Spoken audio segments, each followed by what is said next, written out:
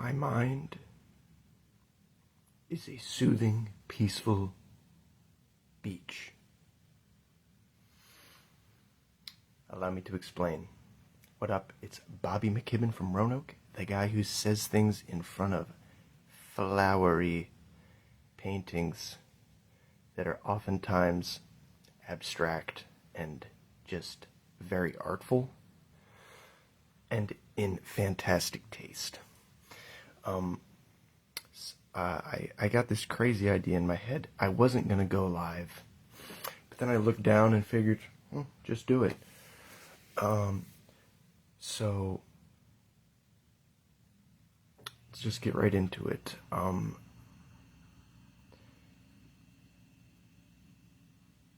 Your body's a temple. More particularly, your mind is a temple. What does that mean? Where did I get such a notion? Okay, it's like biblical. But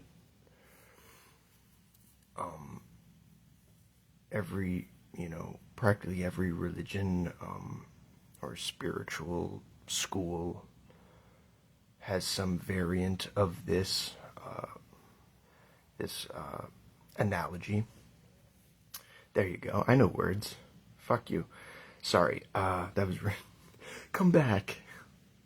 Bear with me. Hear me out. Gonna get to the point. So shoot myself in the foot every time. Thank you all for not skewering me in the comments, by the way. Y'all must have perceived, ascertained that I'm sensitive. So thank you. So I love that analogy because it's empowering. Yes, I'm not, going poo-poo on the church community because Lord knows I love my church community. I can't speak for all church communities. I just know that the ones that I've been involved with have always been positive, always welcoming. But yeah, some people, you gotta pick them up and physically drag them, into the building for them to get a glimpse of, the good stuff, the magic, the power.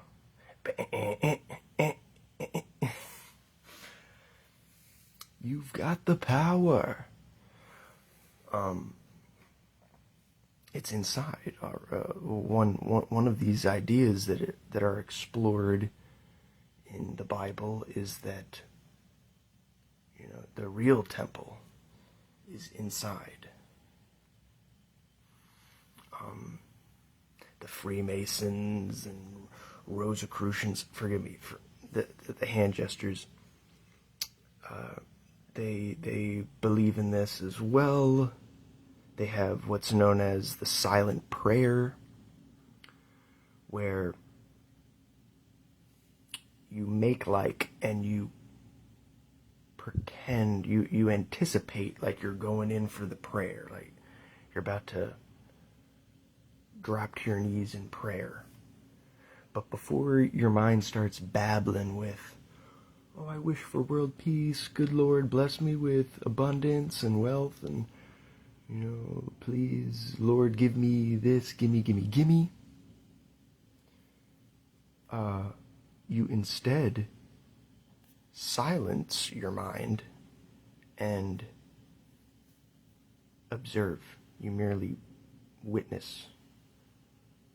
You shut the hell up and perceive. Like, you just live in the present moment, in the presence of the divine. I just did it. It's that easy. No. Takes years to master. I don't expect y'all to get it right away. It's okay. This is why we're here. This is why we're here. Shh, shh, shh. It's also ASMR. He does voices. Shh, shh. He doesn't really have a multiple personality. He's just doing characters. Shh, shh, shh. It's a long laundry list of characters. Everything's really a list if you look at it. It's a whole theory I'm cooking up. Fuck you. You don't have to get it. Oh, sorry. I get a little negative in there. It's psychologicals.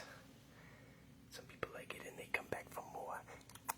ASMR. Anyway, that was totally crazy, and please forgive me. There's gonna be a pot of gold at the end of this rainbow, I promise. Pause. Where the hell was I? Oh yeah, the sound. So you just become receptive, and it's a communication with God and the divine, which means there's a back and forth. Everyone should speak their mind, with each other, and whilst talking to yourself. Because I'm an advocate for talking to yourself. If you haven't gotten that already, I'm kind of here talking to myself right now. I gotta talk to myself. That's the only way I'd get the answer I wanted. But, so yeah. And with that little nugget, you can exist in a constant state of prayer, in a constant, in constant communication with God.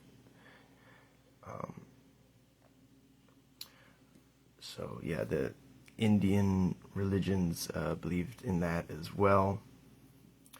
So yeah, the real temple, the real church, is ding ding ding in there. Look inward. I think Jesus said that at some point. Look it up. I mean, please fact check me. I don't want to lead anyone astray. But let's talk about Solomon's temple. King Solomon. He famously built a temple and utilized demons. There was something about sigil magic, and he used magic sigils, shapes, and stuff to trap and ensnare demons. And he used those demons to make a temple. And forgive me, I'm a novice with this stuff. I only know surface level stuff. So I could very well be crucified in the comments, and so be it. But I just love that. He's not an evil sorcerer, practitioner of magic in this story. He merely took a innately negative thing, a pretty spooky and terrible aspect of life, life on this plane of existence, and used it to build a temple, used it to get closer to God. Taking lemons and making lemonade is what he did. I think that's the underlying lesson here. But I want to tell you about my temple. My temple, what's going on up here. I'm a Pisces, water sign. My happy place has always been on the beach. Whether I'm at Wildwood Boardwalk in New Jersey or coastal Carolina, cooling it on the shoreline, I'm always at peace when I'm at the beach. What could be more healing? I remember I was recovering from COVID, and we said, fuck it. Went out to the beach, and, COVID put me down for like 10 days. It was rough. But when I was at the beach, I could want for nothing. Like, the sun coming down feels amazing. The smells, the gentle sounds. And then you get in that ocean, and it's like an instant cure.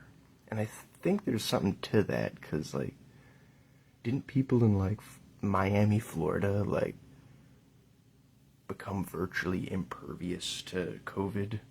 Because they're just in the sunshine where the weather is nice, and it's impossible to feel bad. It's just another one of my crackpot theories. Don't look too into it. And I'm once again going off on another tangent.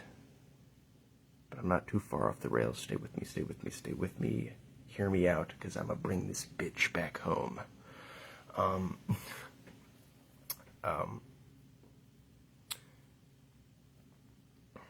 Am I, though? I think so. I think we can recover the ball. Stay with me, stay with me, stay with me. Bear with. No one's going to bear with you. So, I've accepted it that the beach is my happy, like, if you want to talk visualization, holding your breath, counting to 10, centering yourself, mentally putting yourself in your happy place to improve, your well-being. It's always been crystal clear to me that for me, it's the beach.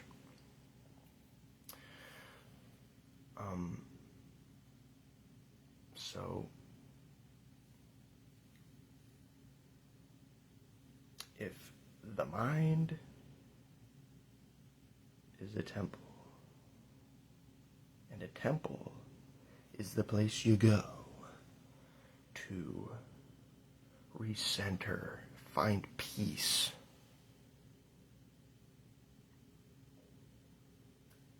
then my temple is the shore. It's the shoreline.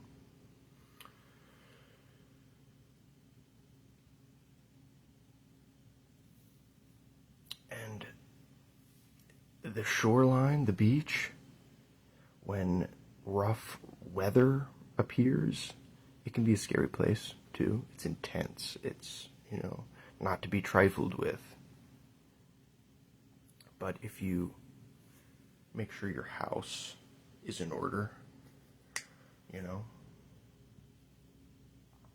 you can survive the storm.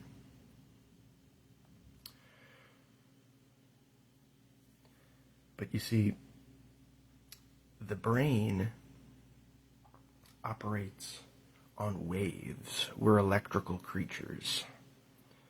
Very electrical. Our heart more so electrical than our brain. True fact. Look it up. But our brain runs on waves. And back to the beach analogy, that wave can go up and up and up. Your brain is imagination, so the sky's the limit, pretty much. But waves also come crashing down. They have to. The nature of waves is they crash violently, and then they pull, energy back. Then it becomes time to pull your energy back and gain energy again, so that you may rise once again. So imagine me surfing high on a brainwave, and that thing comes down, boom, to what? The ground, the earth, this material reality. It just is what it is. We're creatures of this world. We've been evolving for millennia alongside this physical reality. It's who we are. Yes, there's more to it than that. Yes, we have light bodies. Some of the best stuff in life is not physical. It's like the mental, spiritual, true love stuff that you can't really touch with your hands. That makes, roughly half of this reality what it is. It can be great. I'm just saying it's a very real aspect. You gotta come down and hit the ground, and that's where the heart comes into play. Your heart runs on fields. Brain waves. Heart fields. And I believe it's the heart that exists in tandem with our brain, shaping who we are, shaping our mood, personality, everything. But it does this by kind of reining it in on the brain, kind of saying, yeah, you could fly high on your brain wave, or you could take all the time you want drawing the energy. But eventually we gotta return to what is physical, Our brothers and sisters may be right out there with real physical needs. I can't just think up a positive vibration and beam it to you. I mean, I can, but that's only half of the equation. This is becoming long-winded and drawn out, and I apologize. But, so, it's all very symbolic, and it kind of puts things into perspective, gives me a fun visual to overlay onto this idea, and it makes sense to me.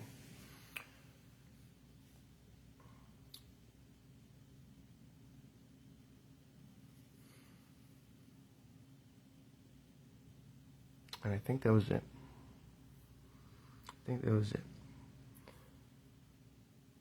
But I will further digress. No, I'm just kidding. And there's 101 different topics I could have went, different directions. Different topics I could have went with. Different directions. You hear me out there? I'm constantly thinking of profound ideas. And guys, I think I'm really putting stuff together. And I'm going to share it with all you guys. And we're going to blow this stuff wide open. We're going to crack the code.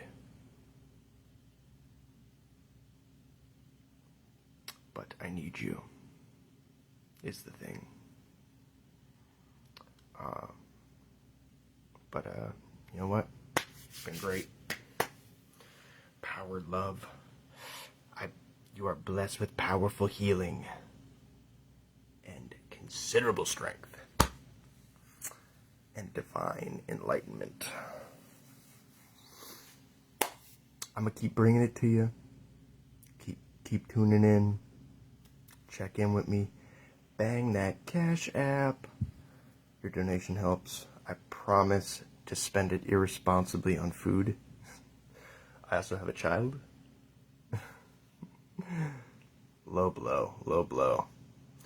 Alright guys, I'm gonna be hanging out downtown shoveling snow tomorrow, so catch me if you can. Mwah.